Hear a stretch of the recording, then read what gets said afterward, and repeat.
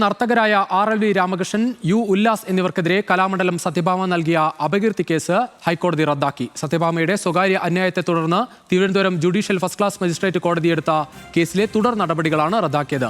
രാമകൃഷ്ണനും ഉല്ലാസും നൽകിയ ഹർജി അനുവദിച്ചാണ് നടപടി. വിവരങ്ങളുമായി ഷപ്ന സിയ ചേരുകയാണ്. ഷപ്ന, വിശദാംശം.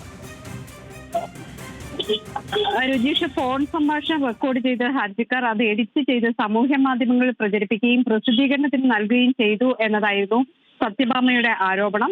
അല്ലെങ്കിൽ അത്തരത്തിലൊരു പരാതിയാണ്. തുടർന്നാണ് തിരുവനന്തപുരം കോടതി കേസ് എടുക്കാൻ നിർദ്ദേശം നൽകിയിരുന്നത്.